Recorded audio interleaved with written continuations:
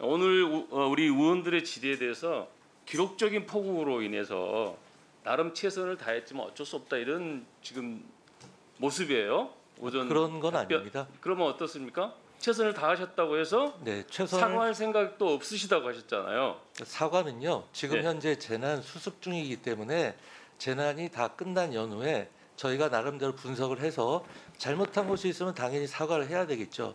하지만 지금 재난이 수습된 장관님은 상황에서 아무리 사과 많이 하셔도요. 네. 국민들이 좋아합니다. 네, 예, 사과하셔야 돼요. 조금만 잘못해서 사과하시면 국민들이 제가 좋아하지. 사과를 하는 게 저희가 좋아합니까? 어려워서 그런 것이 아니고요. 예. 지금 재난 수습 중인 상황에서 제가 사과를 하면 지금 무려 열흘씩 잠 한 소금 못 자고 일하는 공직자들이 얼마나 낙심감이 크겠습니까? 그렇지 그래서 않습니다. 상황이 종료된 다음에 네, 제가 좋습니다. 잠깐만요. 사과를 하더라도 네, 하겠습니다. 알겠습니다. 네.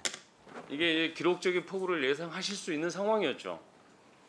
조금 틀립니다. 왜냐하면은 예. 폭우가 온다고 했지만 예, 예. 이번 폭우의 특징은 뭐였냐면은 예상하지 못한 상황이었습니까? 잘 그러면? 아시다시피 띠로 비가 왔습니다. 띠로. 아니 그래서 네, 그래서 어쨌든 피해가 뭐 컸던 겁니다. 300mm가 쏟아졌고 이미 네. 쏟아진 상황이고 추가로 400mm 이상의 비가 예측이 된다고 얘기했지 않습니까? 그러면 아 이게 보통 때보다 훨씬 더 많은 비가 내릴 수 있는 상황이라는 걸 누구나 다 예측 가능했잖아요. 근데 115년 만에 기록적인 폭우이기 때문에 뭐 이렇습니다라는 정도로 얘기를 하시고 사실은 기록적인 폭우가 예상이 되면 통상의 대응이 아니라 정말 특별한 대응을 준비를 하는 게 우리가 해야 될 자세잖아요. 그래서 8월 7일과 8월 8일에 걸쳐서 이미 특별 지시를 다 하달한 바가 있습니다. 그래서 다시는 이런 좀 상황이 너무 아니하다는 생각을 제가 들어요. 몇 가지 말씀을 드릴게요. 질의를 통해서 제가 말씀을 드리겠습니다. 너무 상황이 아니했다. 다시는 이런 상황에 우리가 빠지면 안 된다. 이런 취지로 제가 질의를 드리겠습니다. 어디 집중호우 내릴 때 어디 상황실에 계셨습니까? 장관님은? 집중호우가 9시 반경부터 제가 있던 세종에는 비가 전혀 안 왔었고요. 네네. 서울에 9시 반쯤 왔던 걸로 알고 있습니다. 대통령님은 9시쯤에 퇴근하셨죠? 퇴근 시간은 아까 잘 모른다고 말씀드렸습니다. 뉴스를 보셨을 거 아니에요? 시간은 제가 잘 저희도 못 아는데 들어봤습니다. 어떻게 장관님이 모를 수 있습니까? 퇴근 시간은 잘 모르겠습니다. 제가 이거 퇴근하신 게 이 비상 상황에서 대통령 퇴근하시는 상황이 이제 적절한 대응이라고 생각하십니까? 제가 비난하기 위해서 여쭤보는 거 아닙니다. 실제 제가 대통령 장관님이 앞으로 어떻게 하셔야 된다는 있습니다. 것을 말씀드리고 싶어서 질문을 네. 드리는 겁니다. 네. 이거 적절하지 않거든요. 장관님이 대통령한테 건의하셔야 돼요. 이 상황에서는 퇴근하시지 마시고 위기관리센터에서 계셔야 된다라고 건의를 하셔야 돼요. 주무장관이시잖아요. 재난안전의 주무장관이시잖아요. 제가 대통령님하고 첫 통화를 했을 때는요. 대통령께서 이미 퇴근해서 사저에 계신 상황이었습니다. 그렇습니까? 네. 이게 시간이 없으니까요. 이게 기록적인 폭우가 내린 8일 날 어떤 상황이 벌어지냐면요. 제보가 들어왔어요, 저한테.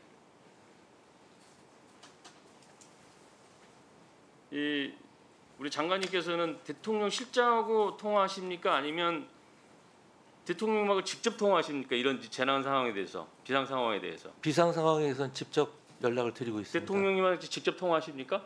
통화라기보다 다른 문자라든지 비서실장하고 통화는 안 합니까? 비서실장하고도 합니다. 하죠. 네. 근데 이날 8일 날 말이죠. 비가 이미 오후 4시에 아수라장이 됐습니다. 서울시가 비가 많이 와서요.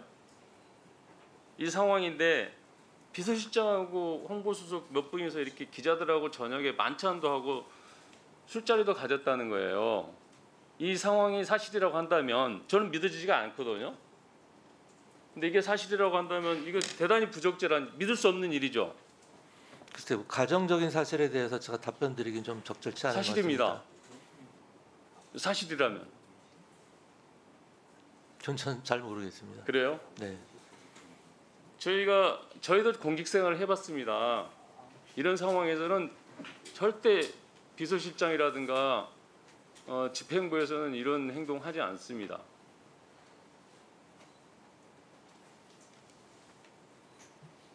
이런 것들이 결국은 재난을 대하는 태도가 너무 안일하다는 겁니다.